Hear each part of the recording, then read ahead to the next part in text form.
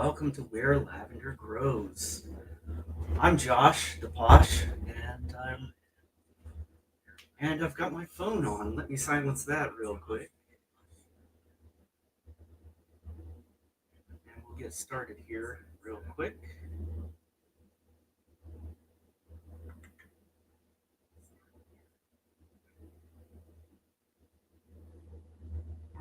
Shut this off. Okay,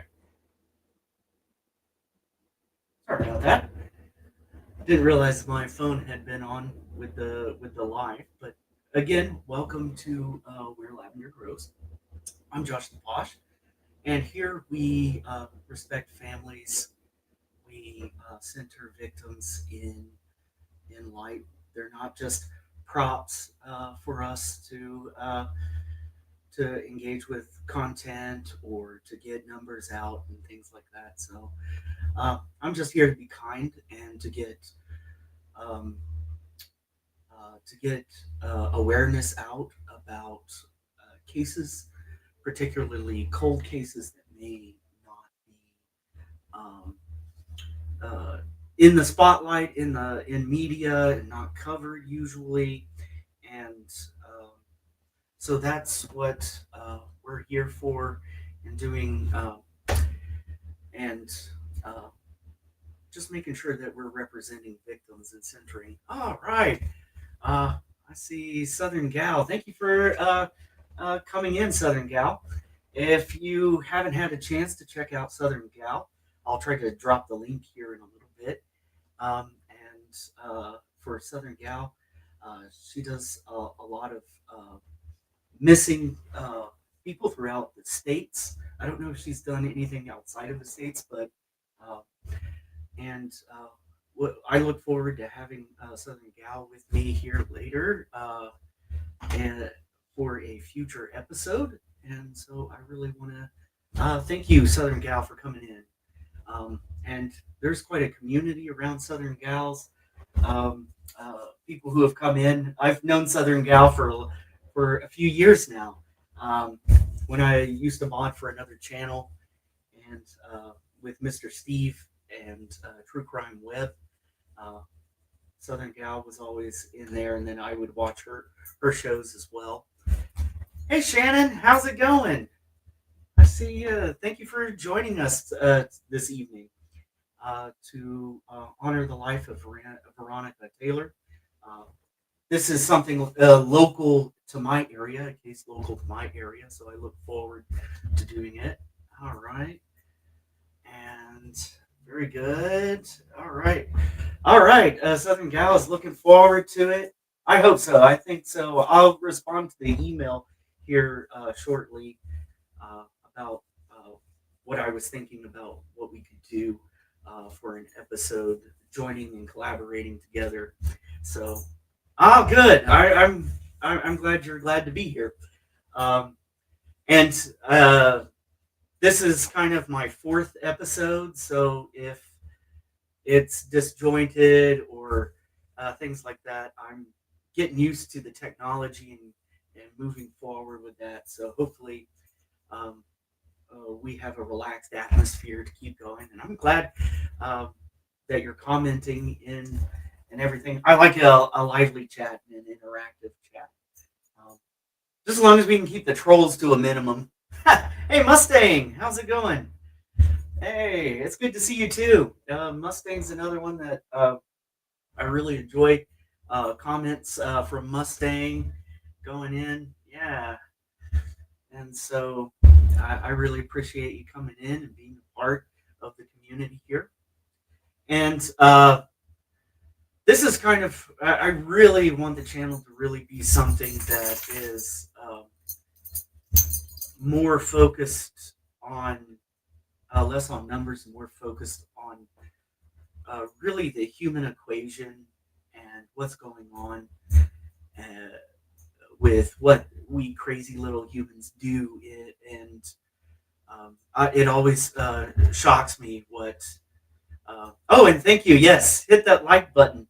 That helps spread it out a little bit. Although I think my channel is probably going to be quite organic in the way getting it out on my socials and hopefully reaching out to the region of the South Plains, the Panhandle, maybe New Mexico and Oklahoma, and that's kind of where I'll be focusing my uh, where I find those cold cases and find the people who don't get the recognition that they usually that maybe ones in national media.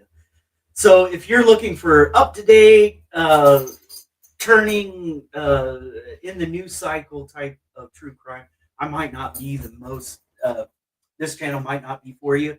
Uh, and the reason why I'm kind of avoiding doing that is because you get trolls, you get toxic commenters, you get even other toxic creators and things like that in to chat. And I want to keep it really family to those who are genuine with true crime.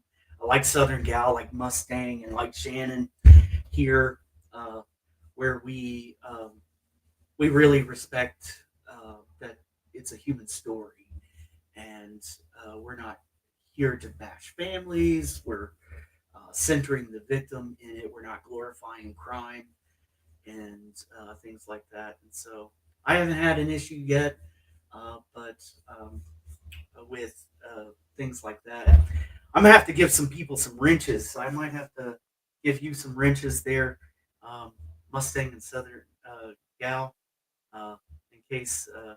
Oh, YouTube has become a drama tube. Yes, I full heartedly agree with that, Mustang.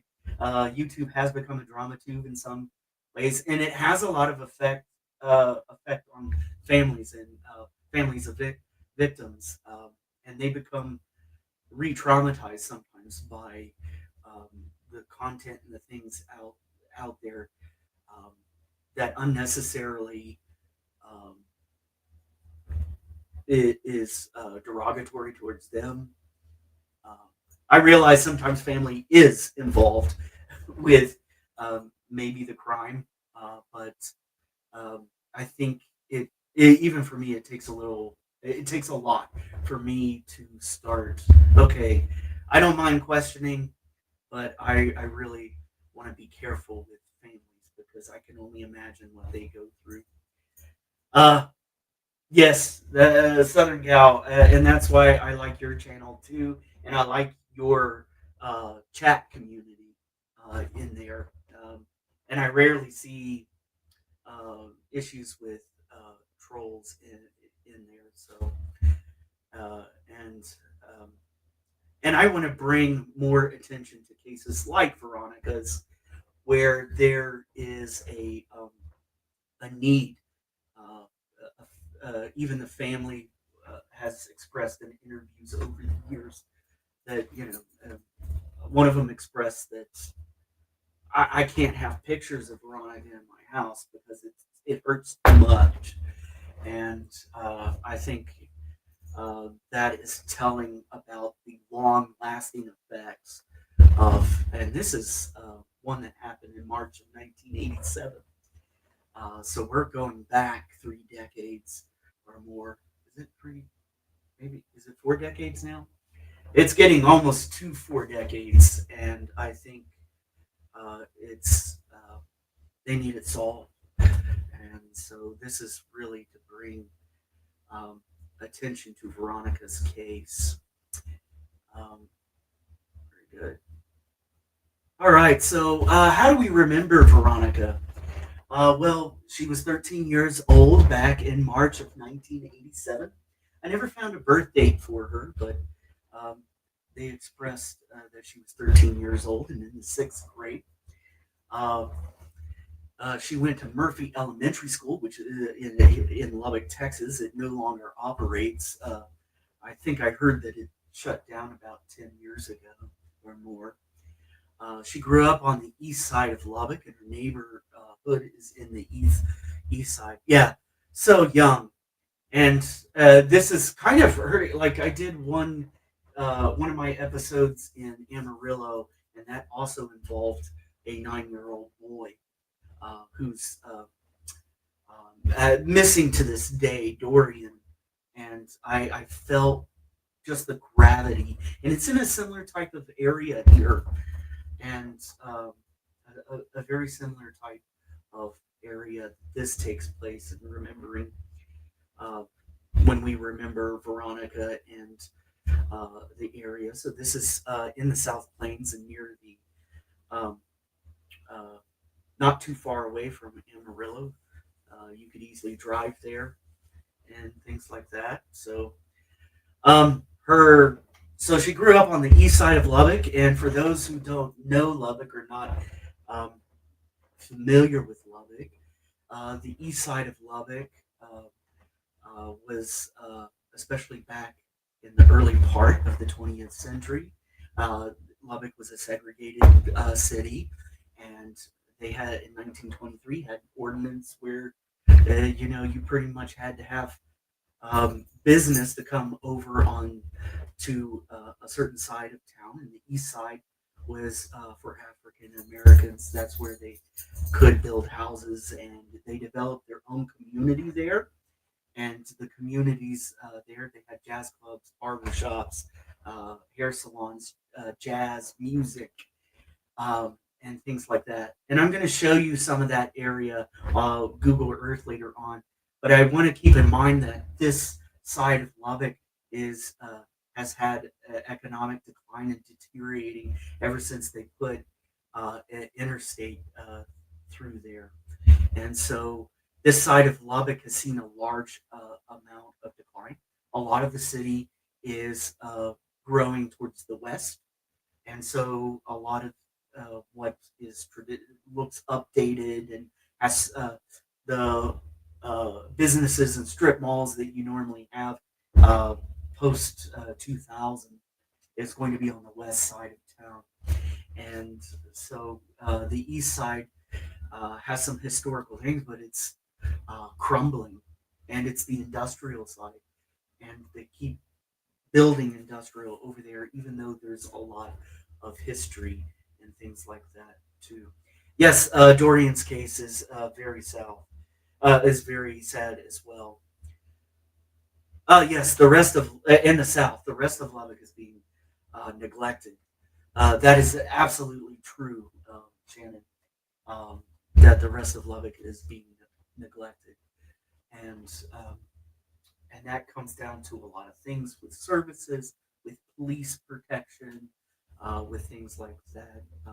So that's kind of the side that she grew up on, and I can only imagine being a 13-year-old in there, especially if you come from the 70s. Um, she was probably a little kid into the 80s. Some people would probably still remember a lot of violence in the 70s with in racial tension going between um, more on the affluent white side of of Lubbock and and more of what was in the economic decline when they put the interstate in. But back to Veronica. Veronica, she's described as being friendly, caring. She loved school. Um, and so going to school at Murphy, I don't know much about Murphy Elementary in Lubbock, uh, but I can imagine being 13 years old in the 70s. Um, and I remember the old um, hardback textbooks and maybe the colored what you would the uh, the wrappings that you would put the book covers, the little cardboard or paper covers that you would put over. At least I did. I grew up in the 80s, and so I feel that and Veronica would only be a few years older than me. Um, and so I feel like I could place my time. She probably saw E.T. With Drew Barrymore in it. Um, uh, I remember the Breakfast Club. I remember things like that. Breakfast Club might be a little bit, I don't know, 87, somewhere around there. It could be. I can't remember when Breakfast Club came out and stuff like that. But there are a lot of things that I probably would identify with um, from the 80s, and I could see that this is a soul that speaks to me. Yeah, you remember those as well, Southern Gal? Yeah. Which one's your favorite movie? Is that Breakfast Club? Oh my goodness. Yeah. Um, that had Emilio Estevez in it, I think it did. And yep. I graduated in 87. Oh, okay. So, all right. And so there's, I don't know if you ever heard about the case, Janet, but I looked in all the local newspapers. It just wasn't, her case just wasn't much represented there. Oh, okay. Southern Gal graduated. Uh, Molly Ringwald was in it too. Yeah. Southern Gal graduated in '89. Okay. And so I graduated in 2000. Um, so I remember going back and um, I still grew up in a time I describe myself as an exennial, in between Gen X and millennials, because even in my class there were only my graduating class uh, there were only two people with cell phones, so I kind of gravitate in between, and we didn't have the latest technology when I was growing up, so that kind of goes. Gen X represent absolutely, absolutely. She enjoyed singing in the choir, according to her aunt, and she just loved her baby sister, who was just one when she passed away. When Veronica passed away, and now her baby sister has a child of her own, and so and I think is maybe near graduating. I think when I listened to the interview, um, said she was 15 at the time, and I think um, I think she would probably be near graduating age, or um, yeah. So it's very touching in how growing up, just being in there, being and probably just a delight to be around if you're in something where just singing in the choir probably got her voice out there. Um, if she was already singing in the church choir. Um, uh, Mustang graduated in '93. Yeah, Chad is all close in age. Yeah, uh, we've got a good representation here from age. That might make me the youngest one here. Um, and, but but I still just turned 50. Okay, Mustang just turned 50. Um, well, happy birthday if it was near recent here. Happy birthday, and I think you would be very close to Veronica right there. I think she would be 51 years this year, if I got my math correctly. I'm not a math wizard, so and I couldn't place a birthday just 13 years old from 1987. So that's something to keep in mind. Um, I kind of already talked about Lubbock a little bit. Lubbock is again in the South Plains of Texas. If you think about the frying pan handle of Texas, Oklahoma has one too, and it kind of joins with Texas, and it's right at the edge of the prairie lands. I used to live in Kansas. My dad was Army, and so we lived in Kansas for a little while, in Colorado. So I'm used to drier climates in that as far as when I was a kid. There's a lot of windmills, and you'll see wind farms out here. There's a picture of Silent Wings, I think, museum. And you can see the patch of grass there. That's probably during the summer. Um, Not much in the Oklahoma Panhandle either. Well, there's few and far between. Lubbock really represents a hub city. where I think we're almost 300K strong of population, and um, it's dusty, it's flat, it's the most, well, I don't know. When I was a kid, I lived in Kansas, and there were definitely flat areas, but I think the area I lived in at least had some hills. And on the east side of where she lives, there's some water. There's uh, some lakes and things. Well, from South Carolina, which I've also lived there, and other states I've lived in, uh, um, and things like that. I it's hard for me to call them lakes. They're more like glorified ponds, and sometimes mud holes, more so than anything else. And that's the on the left hand side. That's Avenue A, and it's on the east side. And that interstate that flows through it, where that train is kind of the separation. And downtown is where um, I think that's the Wells Fargo's um, bank. I don't know, Shannon. Me, I get my buildings and all that all confused.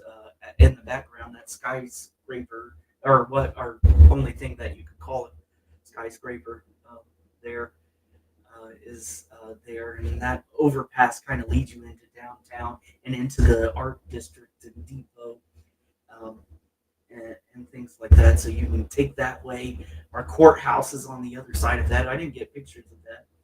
We saw lots of wind farms when we drove through Arizona this summer. Yeah, I saw a lot of your pictures and stuff like that, Southern Gal.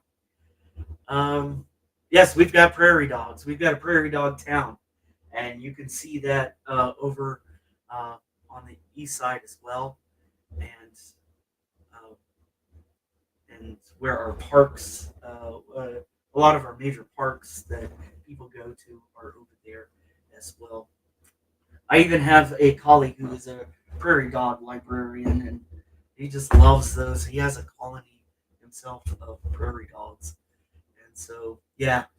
And when I used to work for a social organization over on when I was on their board over on the east side, there were a lot of things you had to with these historic buildings, and some of them the prairie dogs were digging underneath them and causing issues for building and stuff like that.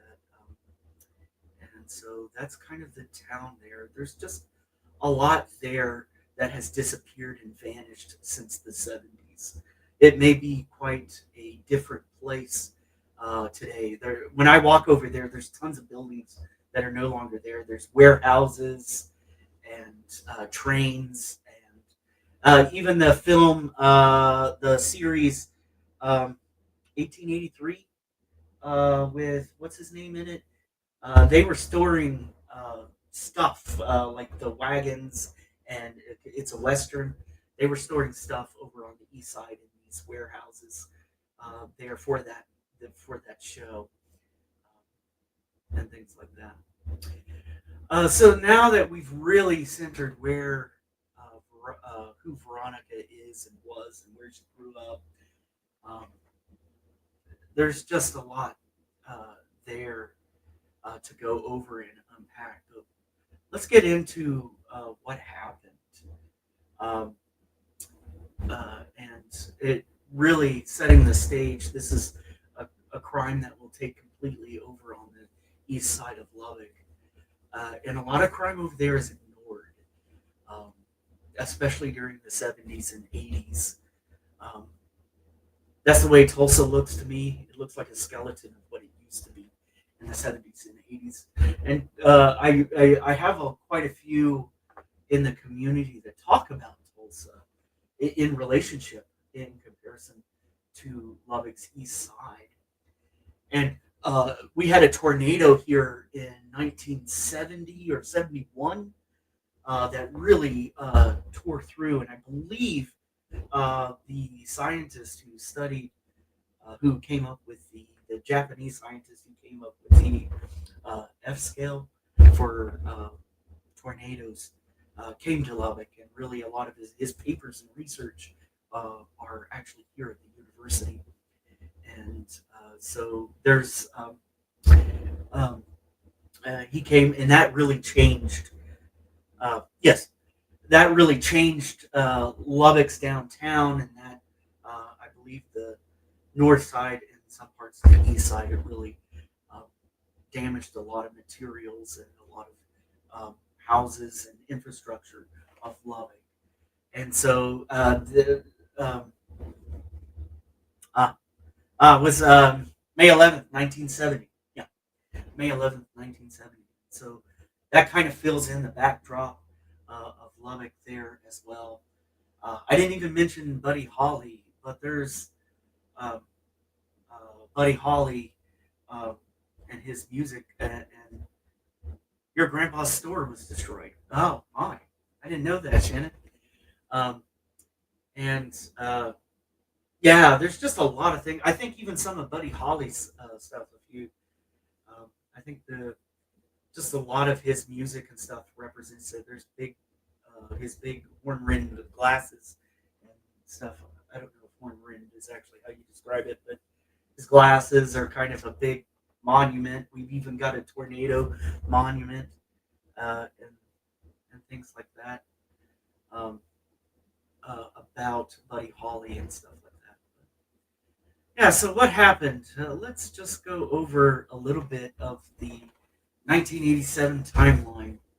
So March 25th, this is a this is really begins on March 25th, where Veronica, she's walking her baby sister Tanika, who does interviews now, to her aunt Celestine's or Celestine's house.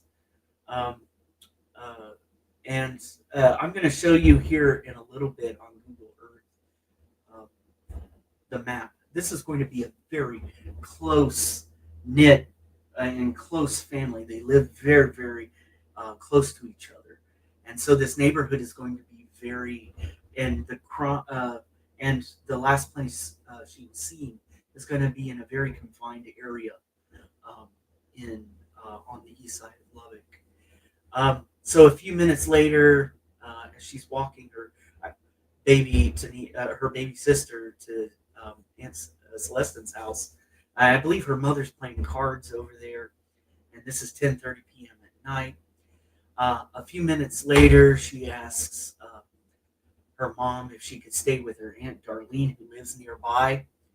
Um, and I guess she got permission for that to go over to Aunt Darlene's.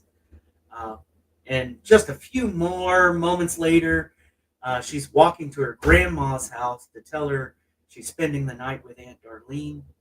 I don't know if she had prior arrangements with um, with her grandmother, or she usually stayed over at her grandmother's house. But she's walking over to her grandmother's house, which isn't very far. It almost looks door to door from her mother's apartment. Um, to say that she's spending the night with Aunt Darlene. So she walks back to her mother's house to get her backpack because it's a school day uh, the following day. And so she needs that for school. But she actually never makes it to Aunt Darlene's, even though they're in the same apartment complex. And you'll see what I mean here later when I show you a little bit of Google Earth. Um, she never arrives, and she's found the next morning, March 26th, um, at East, and I do not know how to say this, Cueca Street or Coeca Street, and Farm 1729. Really rural, and there's just a lot of fields out there, and we'll take a look at that here in a moment. And she had been SA'd and strangled out there. And so, and there's more to this case as we hear from the family. Um, I think I'm going to go ahead and play a little bit of her family. Let me of what her family, if I can. I know this is kind of, I'm new to YouTube, so I want to play a little news segment of an interview with her, and so we'll get to that here in a moment. I'll try to pause it and make some comments and things like that to satisfy all the um, copyright people and stuff like that for these lives. Oh, you love Buddy Holly? Yes. First time I heard Buddy Holly, I was actually more so in Switzerland than I was here in Lubbock. Um, I was only 8 months old, so I don't remember. Are you talking about the tornado um, there, Shannon? Um, wow, yeah. So, so this is a case where um, the family has talked about it a little bit over the years, um, especially in the last 10 years, I believe. And it's the tornado. Over, they've talked about it, and you can tell it's a very emotional time for them, and and something that they want justice, and they have their own theory and idea about who uh, is involved, and we'll get to that when I get to Google Earth and a little bit of. I think right now what I want to do is let me see. I'm going to share my screen and leave. Let's see. Share my window.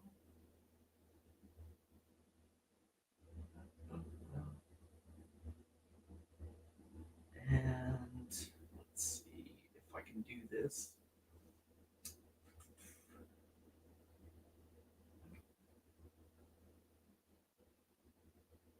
Yeah, I think this is it.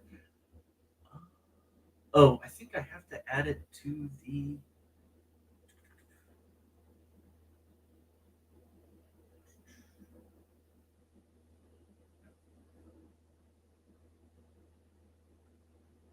Give me a second.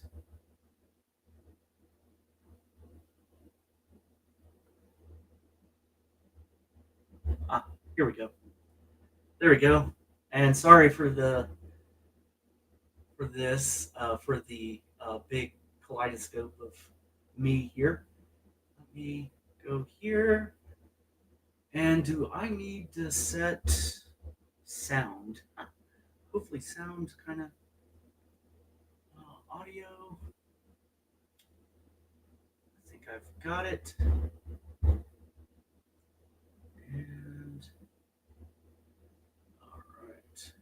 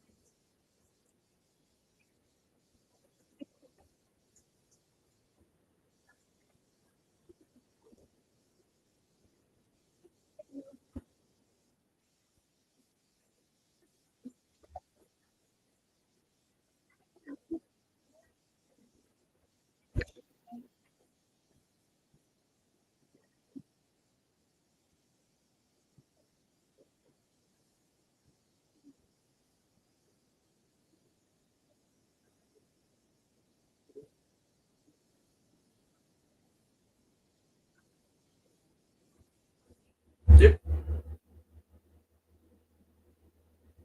Sorry about that. Let's see. So you weren't able to. No audio. All right. All right. Let me see.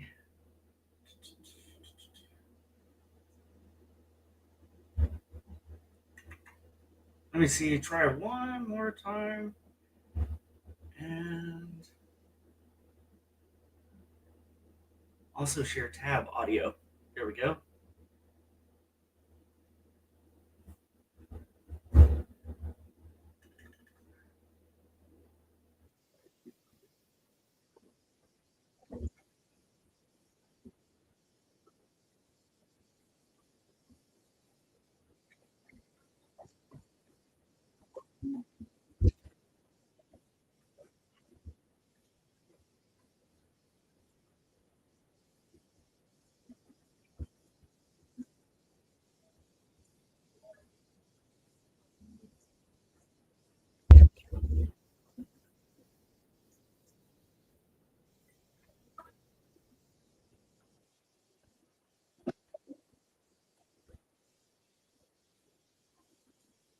in this case, but to try a murder, you need a lot more than that. Forensics, DNA, witnesses. My sister used to date a guy that we thought did it. And he had told her because she left him and got with some other guy that she would pay for that. He was in the pen for 25 years. They went there several times to talk with him. Veronica Taylor's family says that man has a history of child molestation, and Veronica was sexually assaulted before she was killed. My mom lived right here on this corner apartment. Veronica and Joyce them lived in this apartment right here, right across from where my mom lived. And this is where Veronica was last seen alive. She walked from her Aunt Celestine's house, where she was hanging out with family, to her grandmother's about a football field's length away. And this is where I was talking about how close, tight, and knit this community is. Right by the train tracks. I could only imagine the noise that had to come from all of this, and realizing what kind of the opportunities and the leverage that the train tracks and stuff might give and lend itself to a crime of this sort. And you'll also see that the buildings are, at the time this picture was taken, are quite a bit in disrepair. And if you look at the roofs and things like that, so that's something to keep in mind here. Is this is flat, it's dusty. Of course, this happened in March, and we don't usually get snow here, but I imagine that there was snow. I didn't get a chance to look up the weather, but I imagine that there was snow here, that there was, it was cold, probably needed jackets and things like that at this time. So it may have looked a little bit different than here, but you could see the bare trees and everything like that here. And it's got kind of where Veronica's family all lived. And you'll see this on the east side as well. There's a very close-knit system of people who band together, especially during Lubbock's history. And so this type of living situation was common. And think about the time of night and how dark this place has to be out there. I don't know, sometimes even traveling out there now, there are little to no street lights. From there, she walked a few feet to her own house to get her backpack for school the next morning. She was supposed to spend the night with her Aunt Darlene on the other side of the complex, but never made it there. Her body is right up past those trees down there. The suspected killer once lived only yards away from where her body was found, so the family believes he knew the area well. All of this is on that picture in the news channel. And you'll see how close this is out in the rural area in Lubbock and in Lubbock County, and you'll see many buildings just like what was shown there. And apparently, that's the same house where the suspect formerly lived, that the family believes may have been involved. That's the house. That's the house. I told my niece this house is here for a reason. All the other houses is not here. This house is broke down, but it's standing. On top of that, her family says they talked with someone who saw the suspected killer in the apartment complex the day the 6th grade student was taken. They had been over to her house like pretty near all that day. Do you think Veronica would willingly get in a car with that man? Oh, no. She knew him. She knew he was a violent person. They already knew he was a violent person. And they knew the situation with he and my sister. So it was no way she wouldn't even went up to him. He had to have forcibly taken her, or somebody was in that house. I've reached out to Lubbock County Sheriff's Office multiple times over the last several months, asking questions about so many of the stones left unturned in this case. And they continue to send the same statement that they continue to revisit the case every year, and all available leads have been exhausted. So we will keep digging for answers, and for now there is a reward for up to $6,000 for any information that leads to the arrest of the person responsible. You can call Crime Stoppers at 1-800-252-TIPS or 8477. Let's keep talking Jayhawk. Well, Texas Tech grounding them. We have three more court.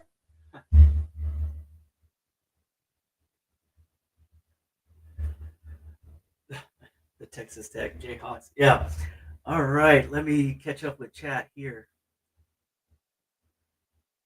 Wow, that's not far at all. Yeah, it's not very far.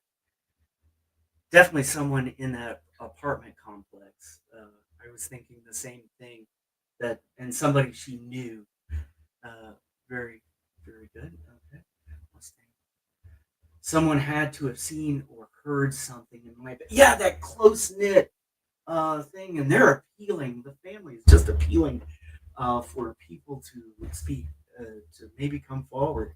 It's been some years, and I was just thinking that someone saw something or knows something or knew maybe the individual involved. Yeah, absolutely. In this, and when I start to think about this crime, um, the close knit area where this takes place, um, this also becomes a problematic, uh, a problematic situation here, where saw something, see something, say something, and maybe it's time, just like the Amarillo cases that I covered, it's time maybe that this gets solved in a way. And I can imagine, I don't know, I lived a much different childhood where, I don't know, I wasn't much out. I grew up in the 80s where, I don't know, there was just a lot of I call them the milk carton decade, where missing people were on milk cartons, missing kids. There was John Wayne Gacy. There was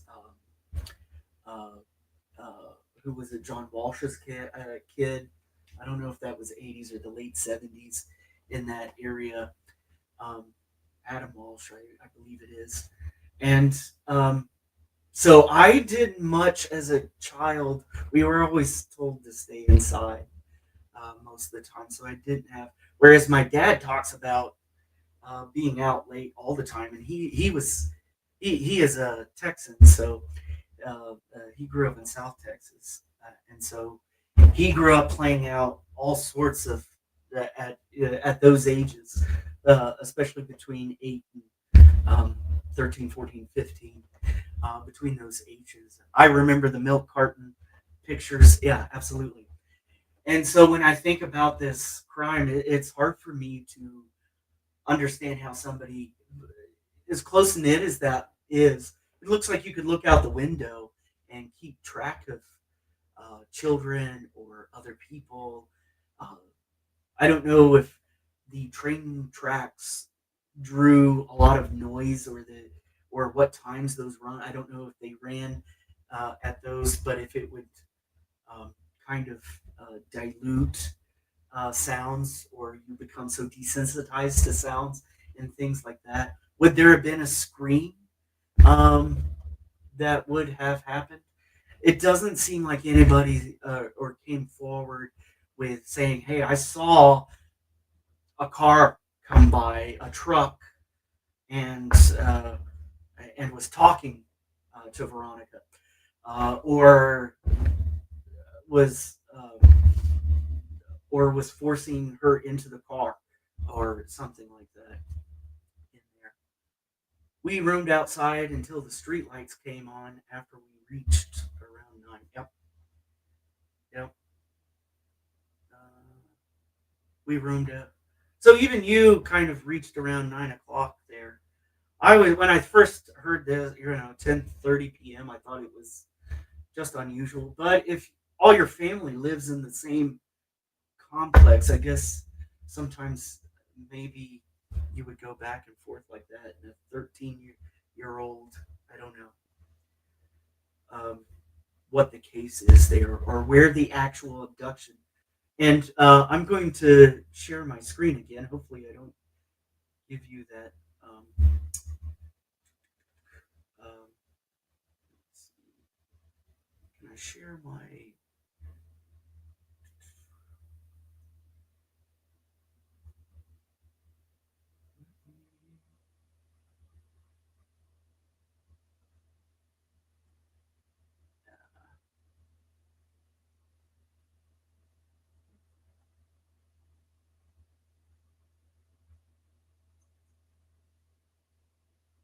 Oh, okay.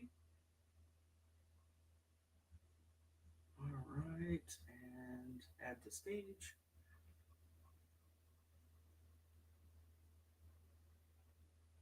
Before presenting screen, remove other media. Okay. Sorry about this. I am. There we go. Remove other media from the stage. Oh, okay. There we go. Sorry about the magic mirror screen again. All right, so this is the area that I showed earlier with that the news segment showed. So Veronica's last scene over here at grandmother's. Uh, um, where did she start out? She must have started out from her mother's apartment. I don't know if you can see my little hand or cursor. And she goes over to Aunt Celestine's house or apartment. And you can see that this is in ruins right now. The parking lots got weeds and shrubbery and stuff like that. I think I've driven near here before. And you're going to see just dilapidated buildings right here. Looks like maybe some of these are still inhabited. But over here on towards Aunt Celestine's, this is probably a condemned building at this juncture at this time. And so this is Aunt Celestine's. Her mother was probably playing cards with Aunt Celestine. Her mother's name's Joyce, I believe, and she goes over here. There, I imagine she may be going over there. Hey, Aunt Darlene, I want to spend the night with Aunt Darlene, and Aunt Darlene is just one or two complex buildings over here on this side. So I want to go spend the night. She winds up going over to her grandmother's, and this is where I'm making a speculation that maybe she was supposed to spend the night with her grandmother's, or she commonly did, or something of that nature. And then she will go back to her mother's apartment, which is just right there. It looks like you could stand out the porch and you could, can I zoom in a little bit? It looks like you could step outside the door or look out a window and you would see grandmother's house right there. And so she goes and grabs her backpack apparently and heads this direction. I imagine through here to go over Aunt Darlene's. This is just crossing the road. So I really think probably where the cars are located is probably where the abduction might have taken place. If it happened that quickly, and I do notice now that I look at it, there are no windows on the sides over here, where it doesn't look or appear that there are windows. And perhaps it was just difficult to see. I don't know what the tree situation looked like, and it was 10:30 at night. And so that's where we. Wow, those apartments are still there. Yeah, Mustang. Those apartments are still there. Even I believe even the ones that are in that are abandoned are still there. And this is a common situation if you look at the whole of Lubbock or East Lubbock. You're going to see a lot of industrialization, but you're going to see a lot of places that used to be residential and have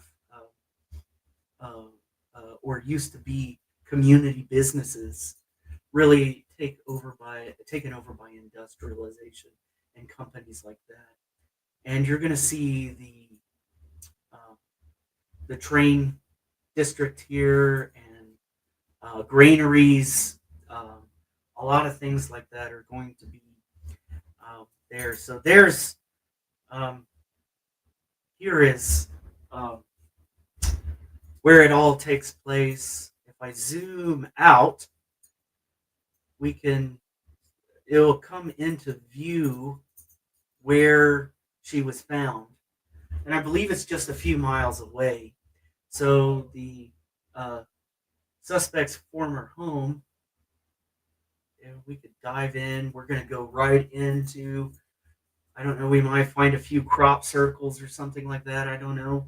Uh, Going into this very brown, and I imagine it looked very much like this because harvest season was probably over with by March, and you're going to see the country road 6,000 up here.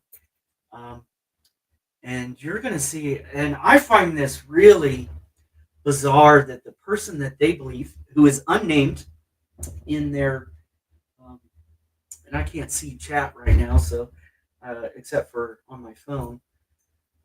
Let's see. Yeah, to quote Pat, what doesn't kill us makes us stronger. Yeah, what doesn't, or makes us stranger in some way. Yeah.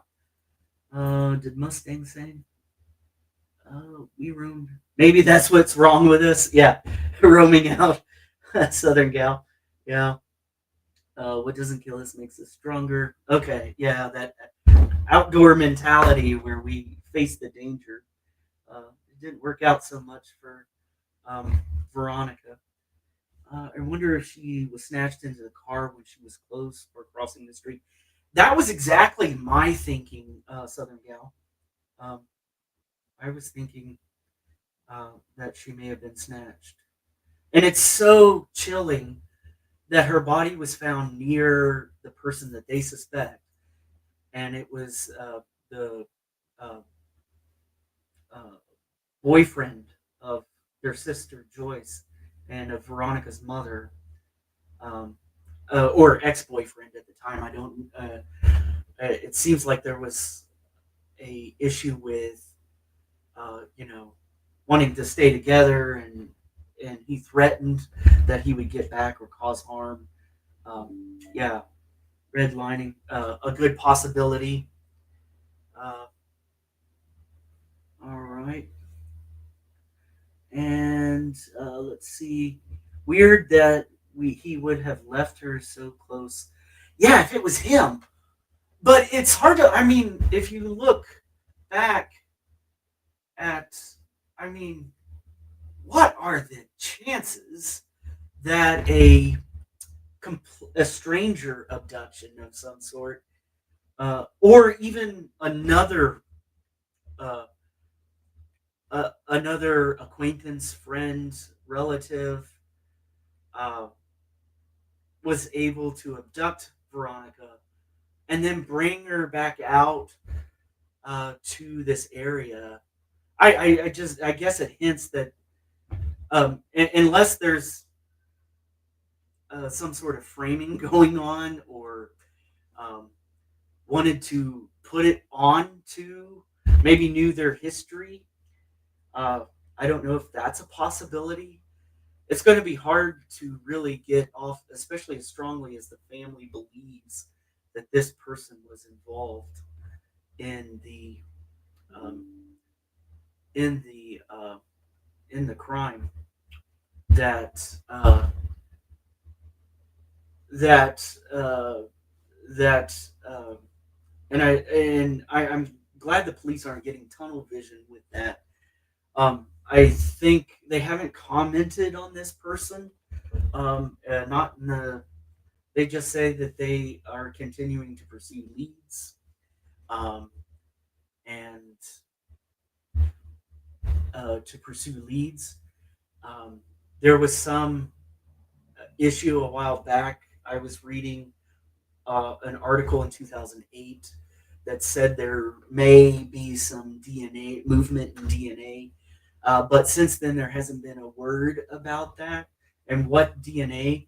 Uh, this person, Veronica, was assaulted, and so I imagine that there would be DNA, and maybe now's the time that, and the family pushes it later. Maybe now's the time that DNA could really prove once and for all that would either include or exclude this person. Weird that he would have left her so. Yeah, if it was him. Yep. Yeah. I don't guess child M's are known for their common sense. And that could be. This could be very well. And if you looked at the map there and the location, I believe his house, yeah, and when the news segment, his house is in such a state of I don't even. I was about to say disrepair, but I think disrepair is an understatement. Um, but I've been out there. I've had friends who lived out there, and there's just many examples of those types of areas. I don't know what condition the place was when the crime happened. I imagine that maybe it was um, still intact and somebody living in it. But yeah, to bring the body so close to where you live, if this person is truly the responsible for this crime, is definitely yes. With some advancements in DNA, there should be items that should be tested. There could be genetic genealogy that could play a role in solving the case. And so that's a possibility as well with that. I just can't help but think that as she grabbed her backpack, that something occurred crossing that street where the cars are. Because right there is Aunt Darlene's house or apartment. Um, if it's not him, I think, I really think that apartment complex is key. And I could only imagine that law enforcement interviewed everybody in that uh, uh, apartment complex. Um, Going back to there are some videos. I won't go back and try to play those videos. Um, but there were some comments in some Reddit feeds about the handling of that of the case that might be uh, problematic. Even in the news segment where they're showing investigators, there's an investigator there on the side of the road, and he's picking up a jacket willy nilly and like flaking the snow off of it, and that's not a comment on necessarily, um, 1987 and what, but you're talking about uh, a a very rural part of town. You're talking about the east side, so there's a lot of cultural and racial issues that may be at play. That's not targeting anyone or anybody that I know of, but there could be in the larger, wider cultural part of this area some items that play into that. And I think some law enforcement here would probably agree with that. And but I even then there was just some looking at the news or in how they were. It seems like it's much different than maybe uh, uh, like if you go to the UK or watch UK true crime. Uh, when they go out to places, they erect a tent over it, and you can't see a thing. in there. And so, but this was all out in the news. The news was videoing while they were investigating. But it looked like, from a layperson's point of view, flaking the jacket around, getting the snow off of it, that there could be some issues with contamination. And it looked like they were barehanded. So it was just like, um, yeah, unfortunately, a perfect storm of circumstances. Late at night, dark, probably happened fast. And that's what I think. And I know I put on the um, preview pic. She departed this world March 26th.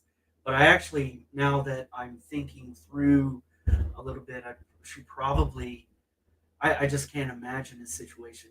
I don't know if there's any indication if she was kept for overnight, or if the whole crime took place on that 25th, that evening.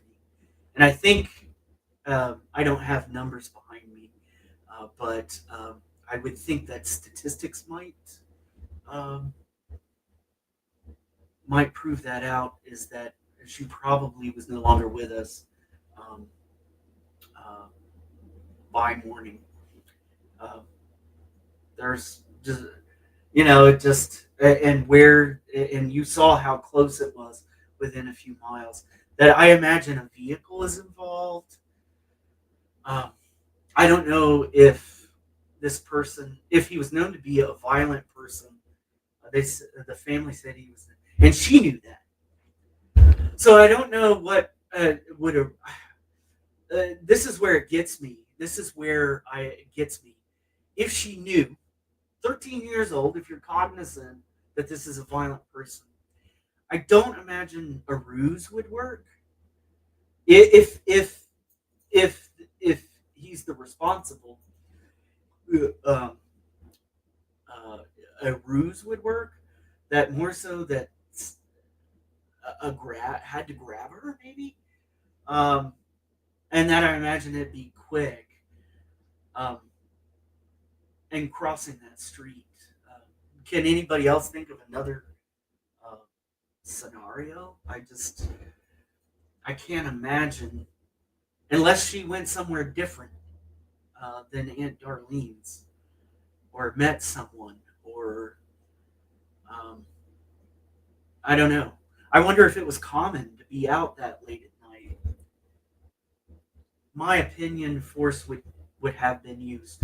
I think so too. Um, I think so too. Uh, I didn't see, and I don't know if you listened to the segment uh, in there a little bit. There was some discussion in other threads, other Reddit threads, and things like that, of where the news made it, their interview made it sound like the essay may have occurred before this crime.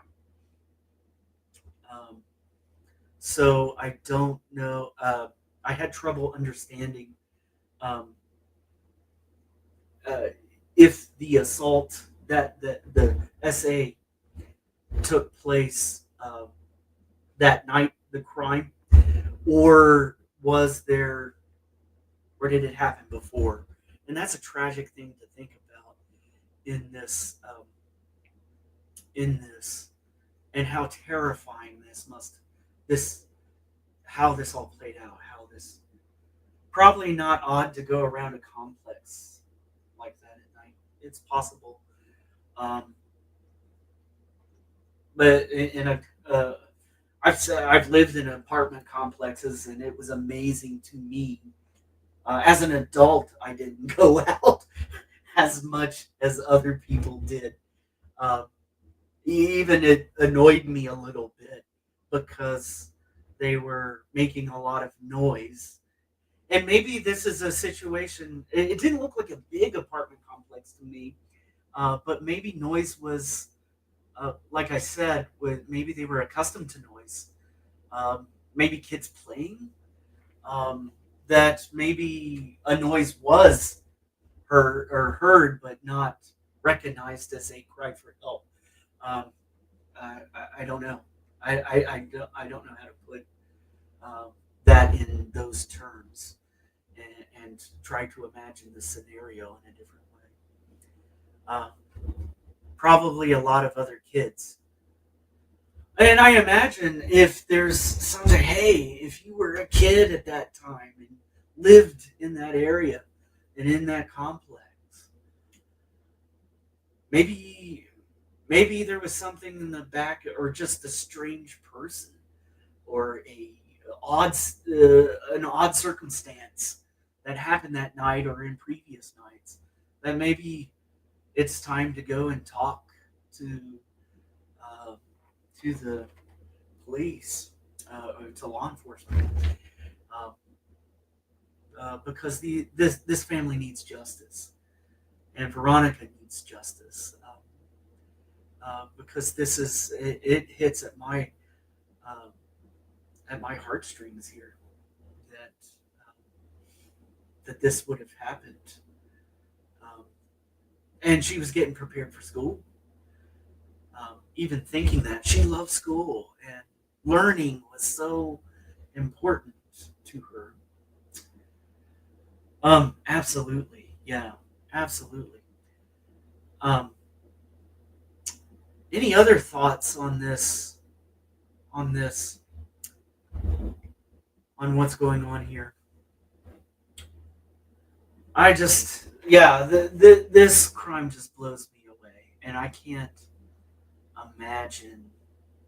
Um, I just can't imagine the grief the family has gone through. Um, and if some of them still live in the area, obviously, probably not. I think even the building Aunt Darlene was in, is no longer occupied. Hopefully, someone will have the courage to speak up. Absolutely. Um, and um, and I know there's a lot of issues in this area with trust with the police, especially in the 70s and 80s. There were, you know, there were there was a lot of tension, and even at the time, a lot of ignored cases, a lot of police bullying, um, even a lot of racism that plays a part and could play a part in, and that's not to question individual investigators there, uh, because I don't have any information based on that, other than seeing a news where where how they're treating the scene.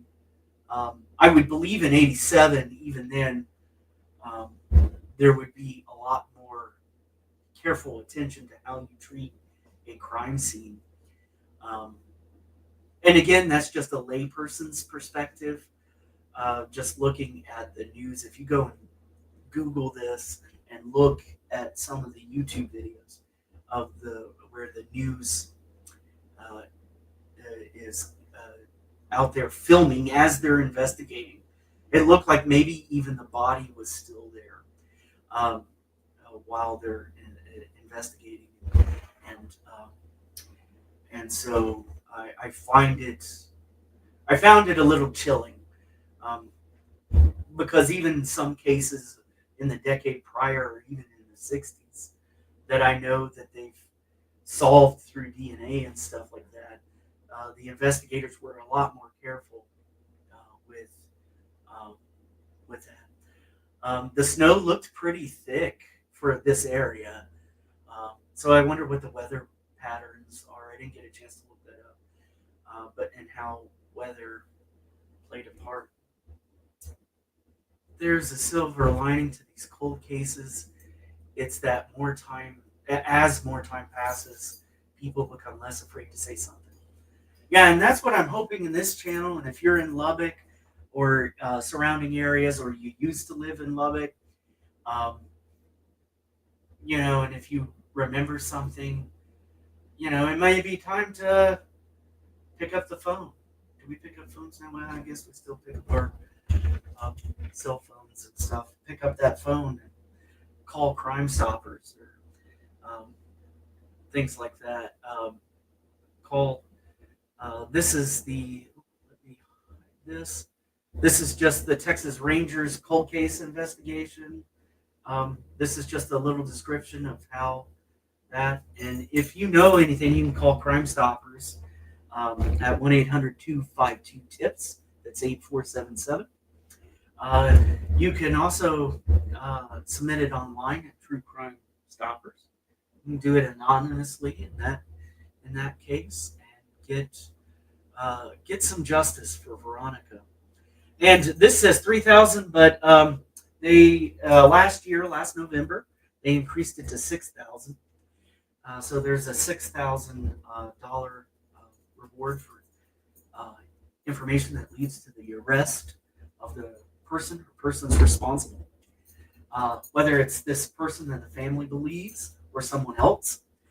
I just, this area, it just reminded me a lot of the Amarillo cases, the location, and how easy it is to take somebody outside of the city or take a victim and take them out into the rural area. And I'm sure we've got out all in those fields and everything. I'm sure there's more. And I've heard, I can't think of an example right now, but I've heard of other people actually from surrounding areas traveling to the area, other crimes where somebody brought the victim to this area and left them, especially for highway crime and stuff like that.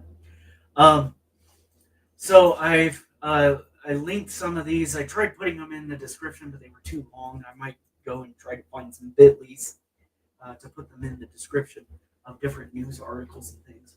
But I also wanted to emphasize how, speaking of media and news and things like that, how I have a newspapers.com account. I can go through a lot of different Texas resources. And finding Veronica in there, especially from the time period of 87 and into the early 90s, is non-existent. And so, although I saw in one of the clips that they did have a newspaper article, and I tried to identify it, but there were a lot of independent news, especially on the east side. There was independent African American newspapers that would also print, and sometimes those are sparse in getting and getting those digitally represented, and so going out and finding those are very important. So even today, if you remember, some of my people, we were talking about age earlier, not to comment too much on age, but if you remember the microfilms and the microforms and stuff, sometimes those are still really important to go back. And if you like, I know there's a lot of web sleuthing nowadays, and I'm not trying to be a web sleuther in that range, but sometimes doing it the old-fashioned way and getting out and finding what resources, especially for microfiche. Yeah, exactly, microfiche.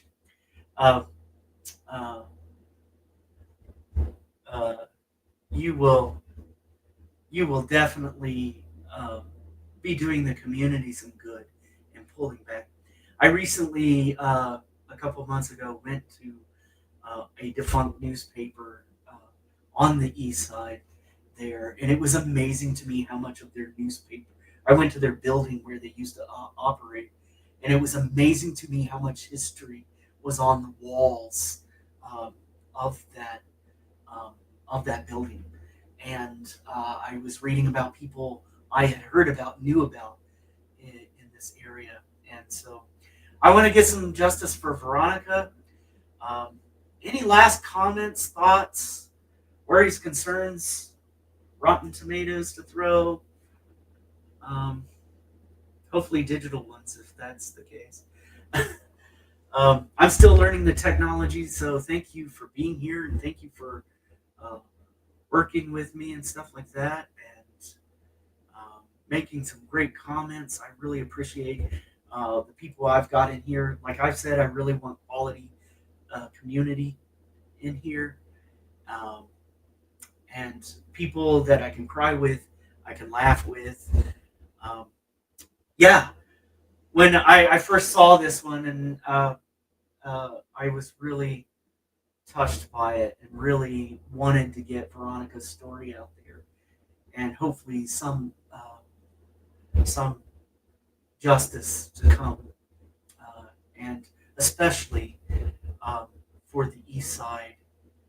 And thank you very much, Southern Gal. You are so kind.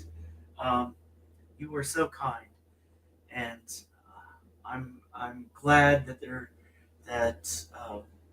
it's well received with you all, and I hope my replay crew can really get something out of this. And I don't know if I can make sense of it. I really like this case, and to be so close to home where you're supposed to feel safe. I can't make sense of it. And I can't make sense of harming a 13-year-old girl, boy. I just can't make sense. I can't wrap my mind around it.